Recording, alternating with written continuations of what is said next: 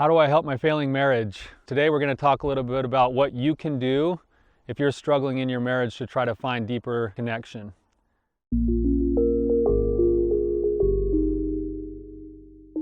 Hey guys, I'm Tyler, your wandering therapist. I'm excited to be here with you today. Got beautiful snow behind me, fresh snow on the ground. It's just an awesome morning. This is a question that comes through my office frequently because I'm a marriage therapist, so it's the natural thing when people are having a failing marriage, they show up in my office. And often what happens is they come in and the first place that they want to start is with what's going wrong with their partner. And I would submit to you that every one of us has the ability to help things go right in our marriage, but it starts with two words, and those two words are personal accountability. The only thing that you have control over in your relationship is how you respond to the situations that are going on in your relationship. And the best way that we can invite change to happen in our relationship is to make sure that we're doing everything in our power to be the very best person we can be. Too often we get focused on thinking the other person should complete us in the relationship.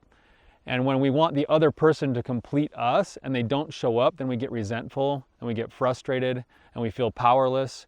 And then we feel like our marriage is failing. The simple truth is that both of us in a relationship have our own responsibility to be the very best person we can be first. And in the context of being the very best person we can be, that includes being a good spouse. So the focus should be on keeping my side of the street clean first. Am I showing up today being the very best husband I can be? And if I'm not, there's nothing to complain about. And if I am, there's nothing to worry about because I can't control anything else. So ask yourself a simple question: how am I helping things to go right? And if you sit and think with that question for a minute, you might get some impressions as to how you might show up differently in your relationship. Maybe there's a different energy that you show up with. Maybe you can show up with more care and compassion and empathy. Maybe more patience. Maybe more understanding. Maybe being able to come with an open heart to your partner who might be struggling with something and offering them some resources that you found, but doing it in a way that you genuinely care about them and not in a way that you're trying to make sure that you're taken care of. So consider your reasons for why you're approaching the need to change your relationship. Look inside yourself first. My father one time told me something about marriage, and I think this is actually a fairly good bit of advice. He said, most people come into a relationship thinking that it's a 50-50 transaction. You put in your 50%, they put in their 50%, and that makes 100%.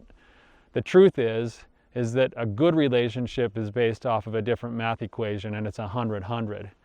All I can do is put in my 100%, and I should worry about my 100% before anything else.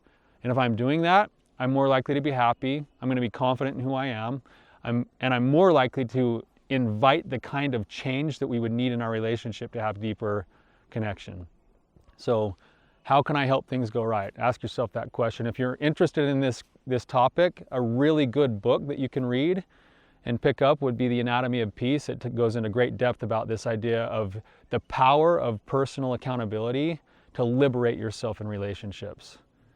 Thank you so much for being here with me. If you found this to be valuable for you, please hit the like and subscribe button. If you're facing particular struggles that you need help with or roadblocks that you're running into, please submit a question. I'd be happy to answer it for you.